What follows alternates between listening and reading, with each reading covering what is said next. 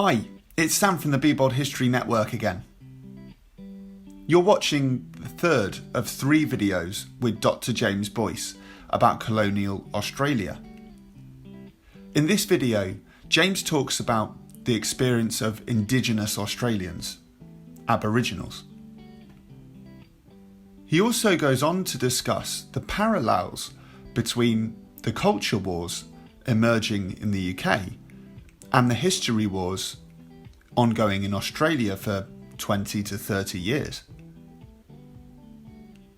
He gives us advice about how he and other Australian historians have dealt with the phenomena, and also ends on a point of optimism for history practitioners down under and here in the UK.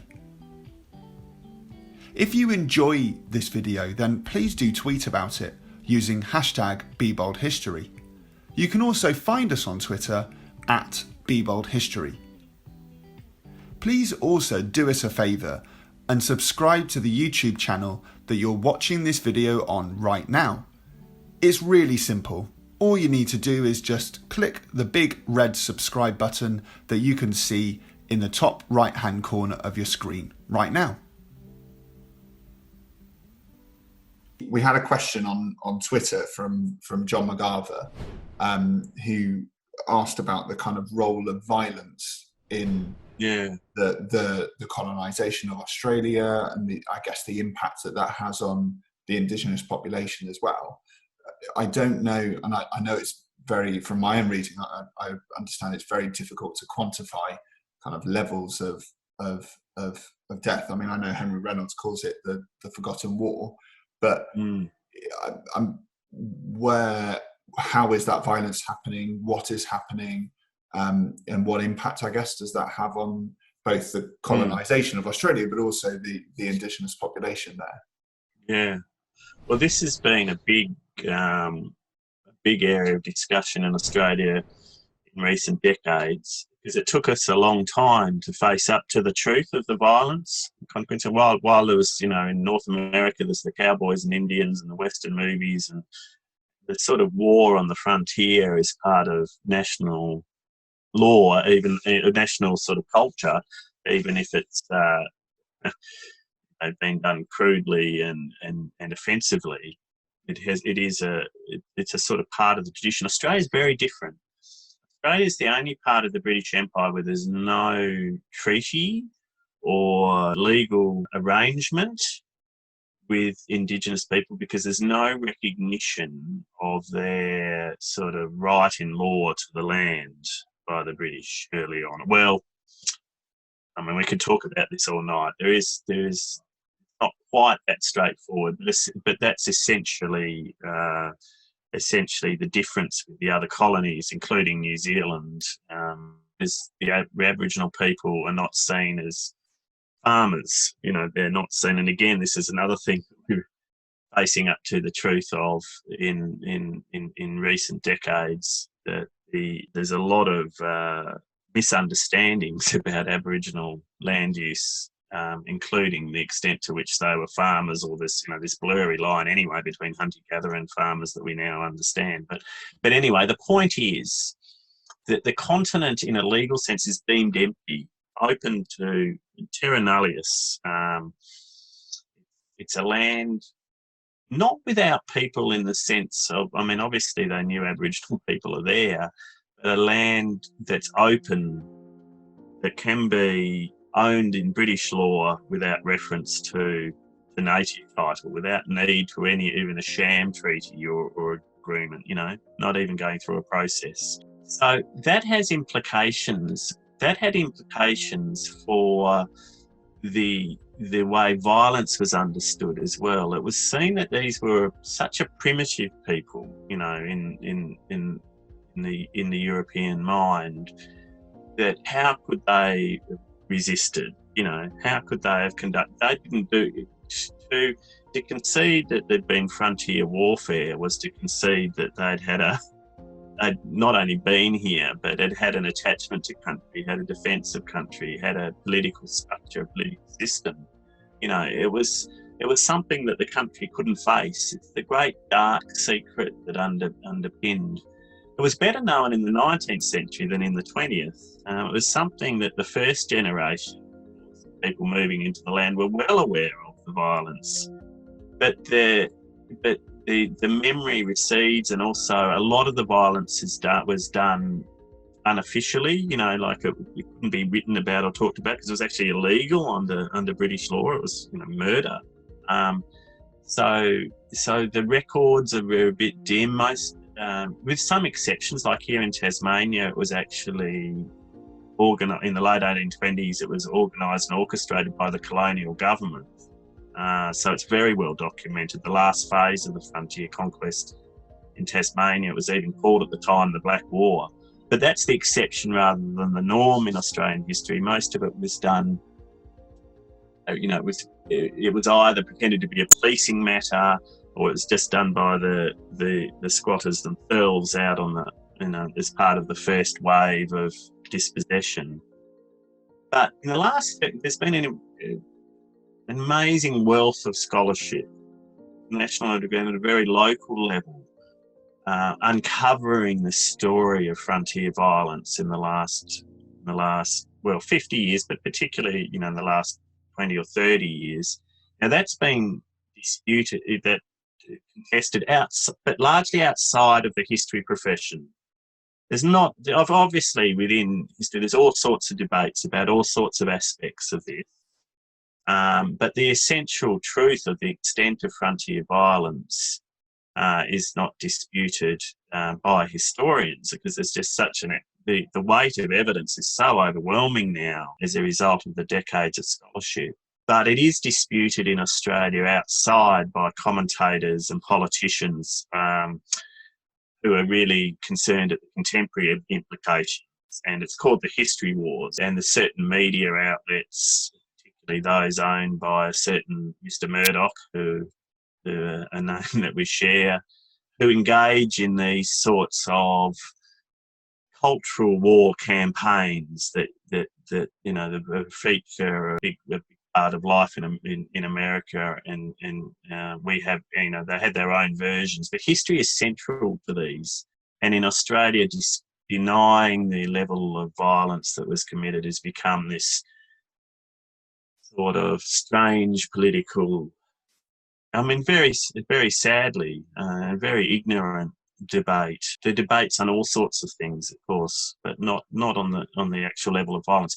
No one also, Sam, though no historian disputes that the number of Aboriginal people who died from disease is much greater than those who died from violence. I mean, obviously there are some localised exceptions to that. I mean, there are areas where there are particular groups of Aboriginal people who are totally wiped out by violence, you know, in different parts of Australia. But if you take the continent as a whole, disease is the big killer. But what I would, not just me, but the point that needs to be understood in that is what we were talking about before, that disease is not a qualification to violence. The level of disease was also a product of the way Aboriginal people were dispossessed. And also this lack, remarkable actually, very hard to come to grips with as an Australian historian. Really something that's caused me,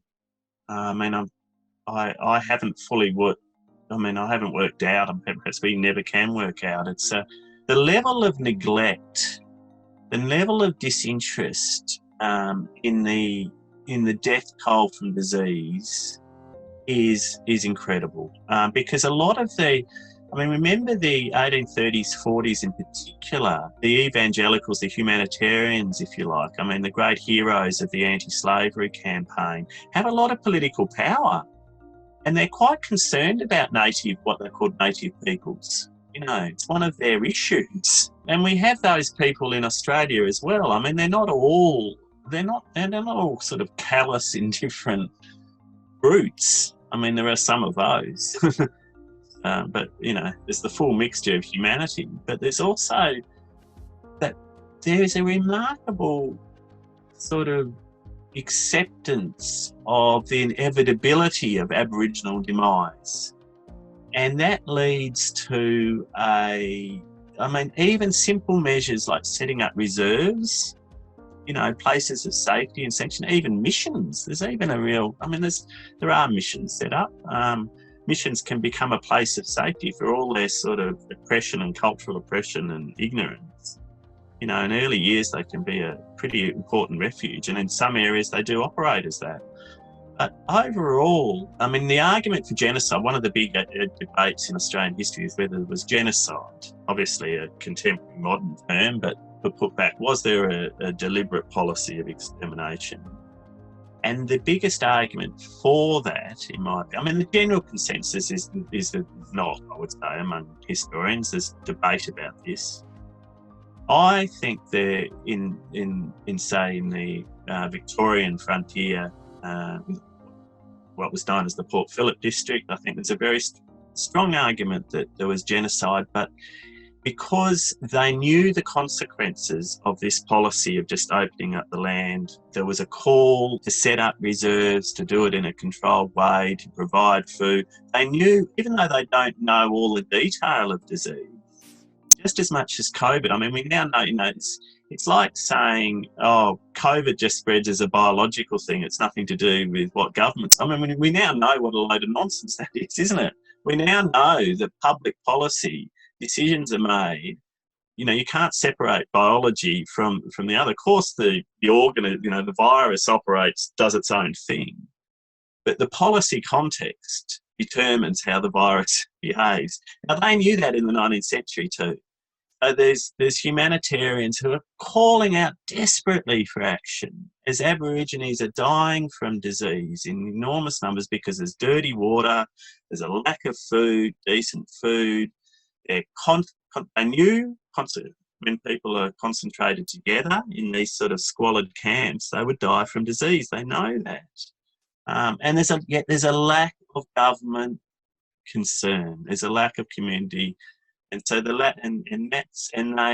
a fatalism acceptance about what's happening. It's almost, even if it's lamented, some people say, oh, it's sad what's happening, but it's sort of providence. It's how it has to be. And then, of course, in the later 19th century, social Darwinism comes in, and increasingly entrenched ideas of race and Aboriginal people. Becomes a much harsher world through the 19th century to Aboriginal people as ideas of race take hold, and a sort of social Darwinism mentality, and Aboriginal people are seen at the bottom of the scale of civilization, below even other Indigenous people around the world.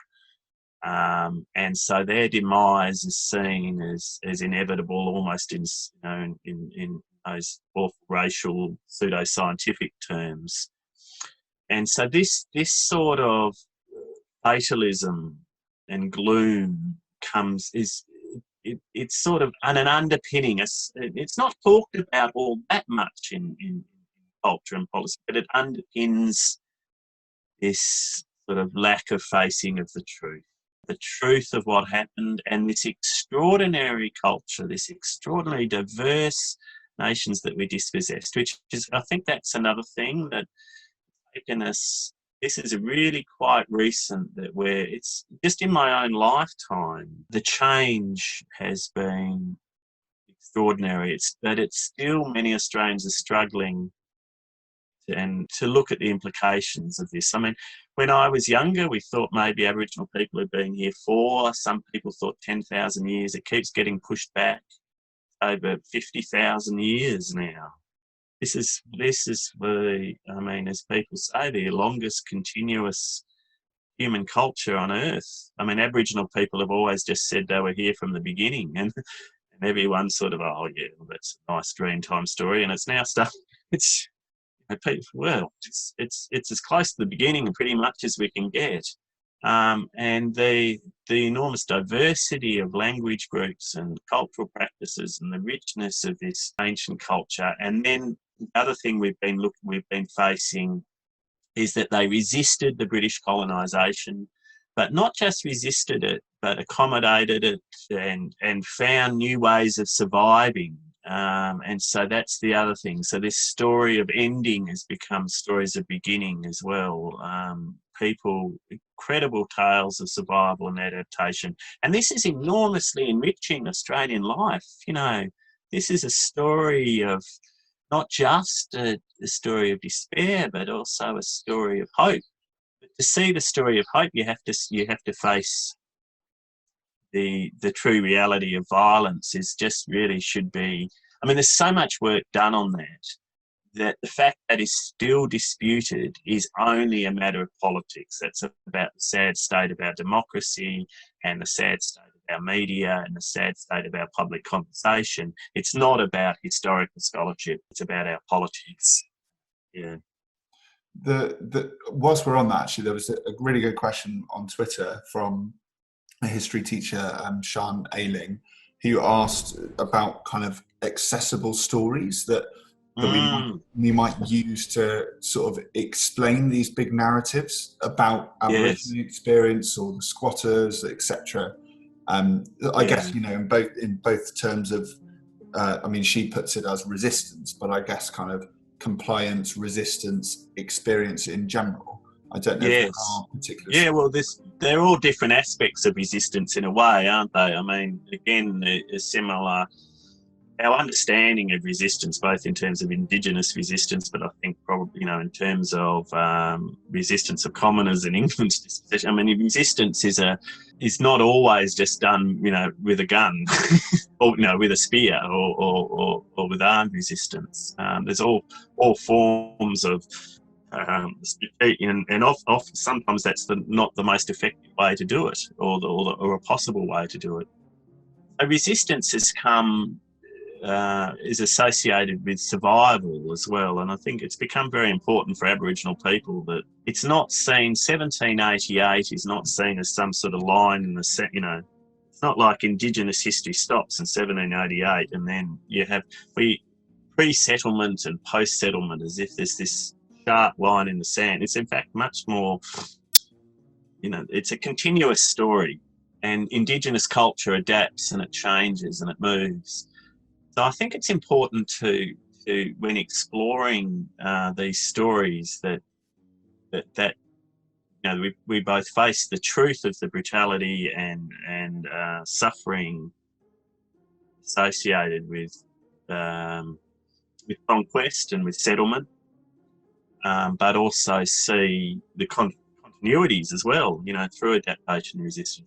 So the stories that are chosen do become quite important. I'm not expert in the best ways of doing that. I would recommend the DB, you know, in terms of students having a chance to watch some experience. The DVD First Australians. It's also a book. Here it is, First Australians, and there's chapters on each of the states, and their stories of, you know, survival, resistance, survival across Australia. And the DVD series, well worth watching, and it was all driven by Aboriginal people, Aboriginal organisations, and Blackfella Films, a Sydney-based company, very wonderful, you know, worked closely with Aboriginal people in each of the Australian states and territories to produce that series. So I'd certainly recommend that as a good starting point. To go deeper into the Aboriginal experience. I mean, the frontier violence is the classic example. I mean, there's been there is sometimes a strange obsession with numbers, which is another aspect of the peculiarity of, I mean, almost sickness. This debate can degenerate into at a political level. I mean, I don't even like. I mean, I was engaged in they're called here the history wars. And many years ago, I was engaged in those, and obviously still will when it's essential. But it's really a very despairing and depressing debate. I mean, it's not about the documentary record. It's about politics, and so they'll misrepresent all sorts of things.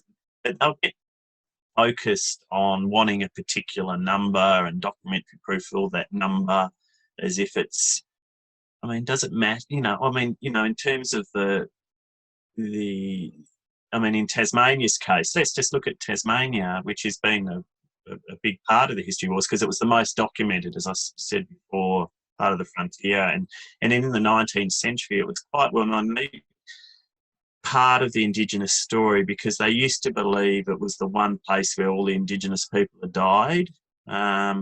So it was sort of studied and notorious for this. We no longer know that this is not true. Of course, as people with Aboriginal ancestry, proud and strong.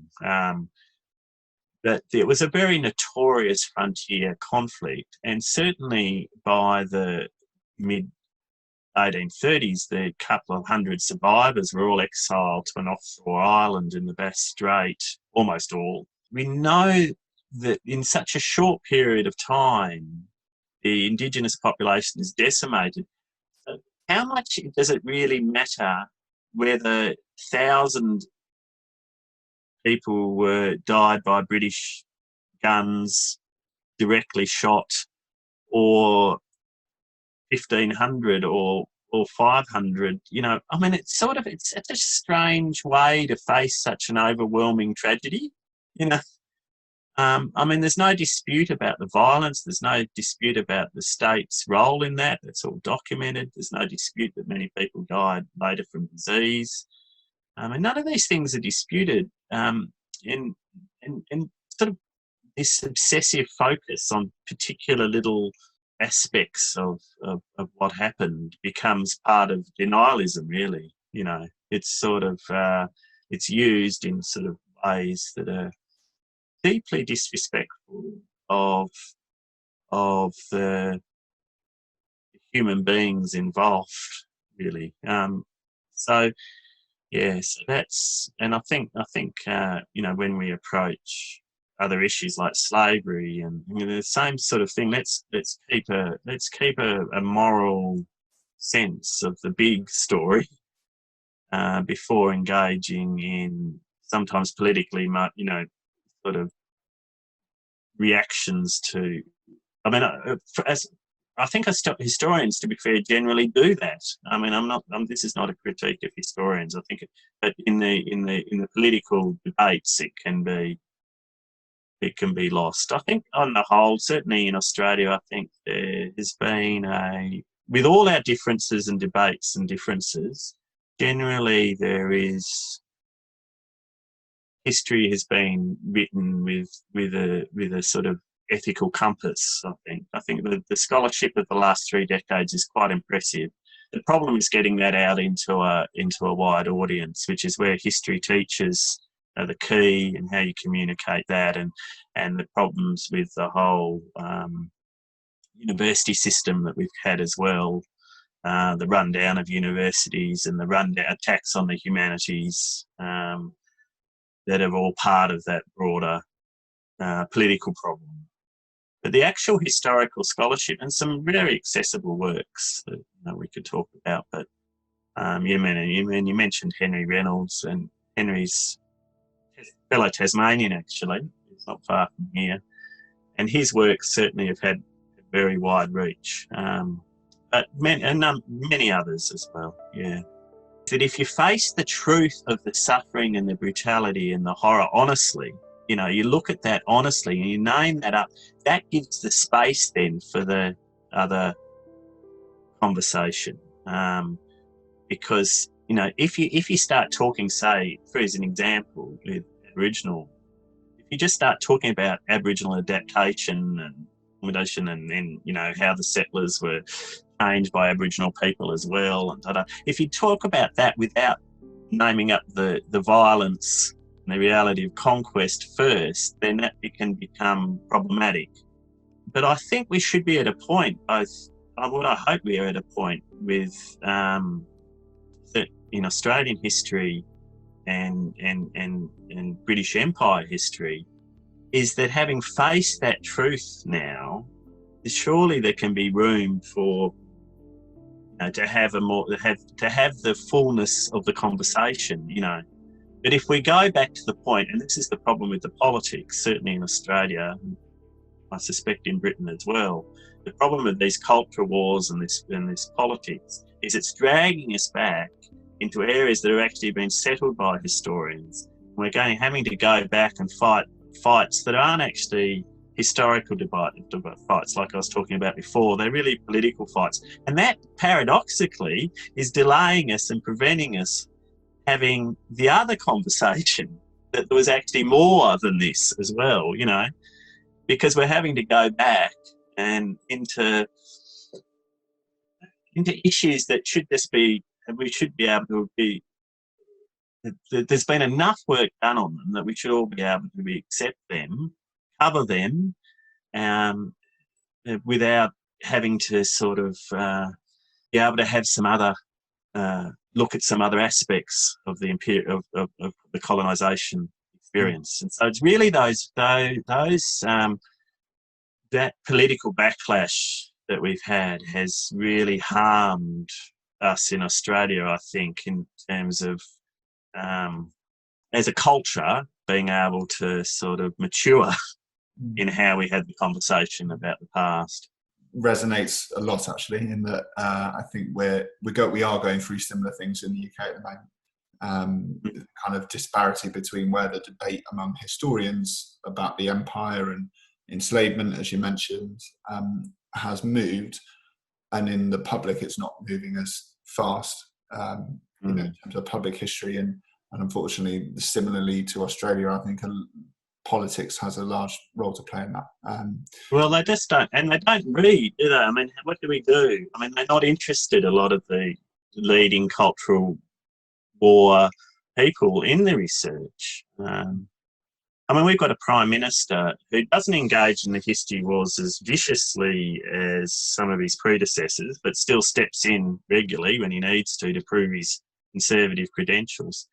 And this man got up at the Prime Minister's Literary Awards, the big sort of literary prize dinner, a couple of years ago, shortly after becoming Prime Minister, Scott Morrison, and he said that his view on, I mean, he was giving a prize to a very respected, you know, new historical work. He said his view of his awareness of Aboriginal suffering, and he's actually descended from a first fleeter, you know, he goes back into his ancestry right back to the early years. He said it came because in a couple of years before he'd read a novel, it's called The Secret River, that people might have heard of, Kate Grenville novel about early Sydney, that was a big seller in Australia, and it's turned into a TV series. But look, this is a work of fiction. I mean, Kate herself says. Now, he read Kate Grenville's The Secret River, and he's not strange. Now, we've been through a process in Australia where not just in terms of historians doing the work, and not just sort of, but contemporary Aboriginal people. We had royal commissions into the stolen generations of the removal of Aboriginal children. We'd had Aboriginal people telling their testimony about what had been going on. We'd had a national apology in Parliament as part of that process under a previous government. I mean, there had been so many people giving so much of their life to try and get the story out, you know, within and the Aboriginal community and beyond.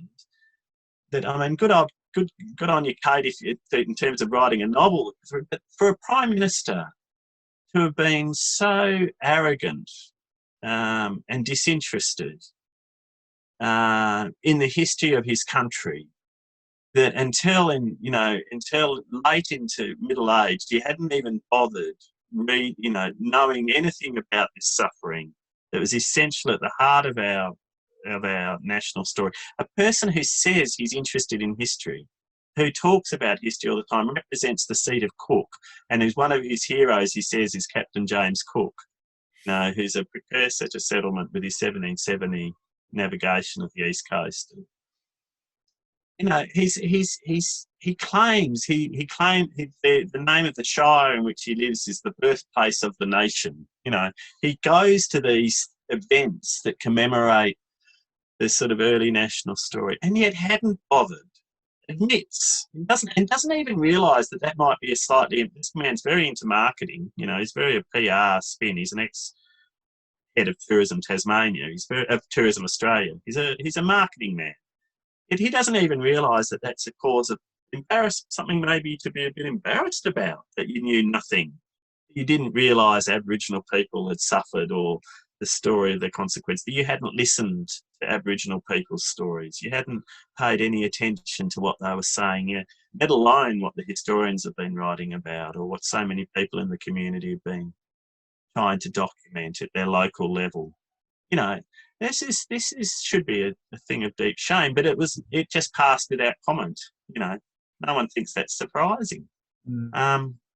So we have a level, and yet he participates unashamedly in history wars debates when he thinks something's been done that doesn't show proper respect to our British heritage and our where sort of violence on the frontier has been exaggerated or something, or where he thinks that these sort of left-wing activists are trying to sort of what they call a black armband.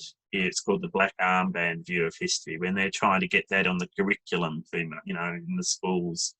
He'll intervene quite happily, and yet just confessed his complete ignorance of all historical scholarship, all Aboriginal oral testimony.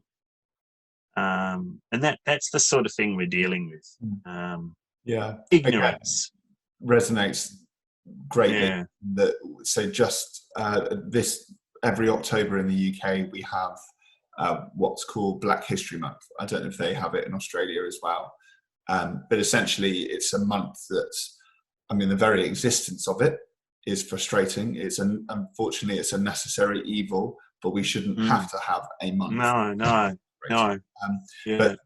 But we do. But there was a debate last week in Parliament about the need to make the teaching of imperial and colonial history of the empire, and within that, Black history, all the stories. And when we say Black history, really we're referring to Black, Asian, the whole diaspora across the empire, really.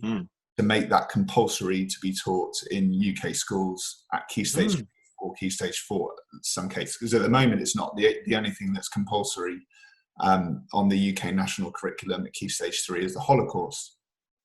And this has been pushed largely by history teachers and historians. Of course, And, nonetheless, without being too political, the side of Parliament that you would imagine are against it, are very much against that change, or seemingly against that change, despite the fact it's driven by history teachers and historians who, it's our job. We do it every day. Complete lack of respect for your expertise or knowledge. It's sort of like, it's frustrating. You wouldn't find it in any other area. To be treated with such, and that's exactly what we're dealing with. No, and again, it's the same sort of political divide, largely, unfortunately as well. But the problem we have is here, laying over it, is that the conservative side of politics has a particular interest in history. It's not like that they're just sort of they're sort of not interested. That would be apathetic, that would be problem enough. But they actually push a view of history that no history, even right-wing historians are not. It's just a sort of, it's outside the boundary of history scholarship. It's and the big frustration that historians and history teachers have in the UK is about this whole idea that grew up in around sort of 2013, 2014, when curriculum change was occurring under the Conservative government led by a guy called Michael Gove. I don't know if you've heard of. I know Michael Gove. His whole unfortunately. His whole agenda was our island story. Now, so many historians and history teachers have an issue with that, in that we're not an island and we've never been. But in this debate last week, it was put by a Conservative MP that history teachers are saying we need to get rid of important stories from our island story, like the Norman conquest, in favour of the empire. Now, first of all, we're not doing that, and no history teacher I've spoken to has said that. For me, the Norman conquest is probably the most important story in British history. It's also a story of migration. Yeah. So how you can say we're an island story, we're an island nation from that, I don't really understand. But also, there seemed to be a suggestion that by removing stories like that, which we're not saying we're going to do, in favour of bringing in the empire, we'd be somehow diluting our story. Well, surely the other most crucial thing to our island story is the story of the empire and colonialism. And actually, by teaching that broad history, we're enriching our island story, if you want to call it that, rather than diminishing it. So it just doesn't make any sense. But I mean, we get such interesting parallels, actually. To be worthy of exploration, I think. It's I mean, we have the same sort of strange thing that they pretend that historians are trying to deny. They want this grand national narrative of how this successful multicultural country came to be, and then they want the pride to be instilled. I think that's probably the same. They want an outcome of people feeling good about being Australian, they say, and you just want to focus on all the bad. But we don't. I mean, there's no. And the central to that, paradoxically, is this British inheritance, which they see as positive, and they say the historians are sort of wanting to, just put a stain on all this, in this British inheritance, and so the imperial story gets tied up with that. There's the overlap, that there's just this negativity about but historians don't want to do any of these things that they suggest. It's sort of, it's really quite. There's a lot of projection goes on, isn't there? And then the problem, in fact, there's. If you want to tell the national story, of course the British inheritance is going to, and but the fullness of that story is all people are saying. I mean, sort of, which is far more interesting anyway than the. It's far richer. It's so richer. It's not about slagging it off. It's about actually. It's the diversity of experience, isn't it? It's actually paradoxically honouring it. I mean, they're the ones who want to remove the humanity of the early settlers. They're dishonouring it by wanting it to turn it into some sort of ridiculous fable that denies their humanity. I mean, historians are trying to grapple with respectfully with who they are and what they did, and that's far more respectful than turning them into a parody. It's very weird. But the problem is that there's no rational debate, and I'm sure you're having the same issue. And books can be written and to discuss. But I would say, and I don't know if this is a source of hope for you, because we're a fair way into these culture wars now, and I am gratified when they first began in the really sort of the late 90s. I really didn't know, because there's so little engagement with history and people have read so little history. I was a bit unsure what would happen, but in fact, the impact of these cultural warriors has been much less than I thought it would be. They're very noisy.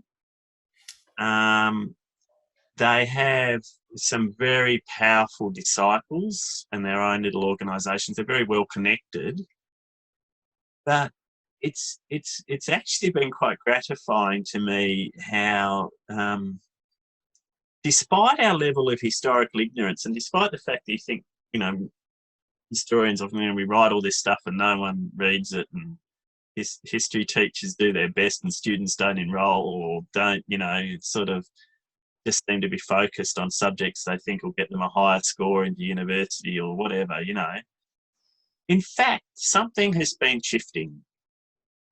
And Australia is in a better place in terms of understanding our history and accepting certain facts of our history than we were 20 years ago, despite all this. And it often sort of just surprises me, the wider level of acceptance. Say, for example, go back to that frontier violence, if you want to use that as much, that is largely, paradoxically, partly because of the history wars, pretty generally accepted now. And most people know, and most people, a really big selling book that actually didn't offer anything much new historically, called Dark Emu, that's become a bestseller in Australia, not by Indigenous historian Bruce Pascoe, which talks about how the Aboriginal people's sort of sophisticated land management and farming uses. And there's even a children's version. He's written one for kids.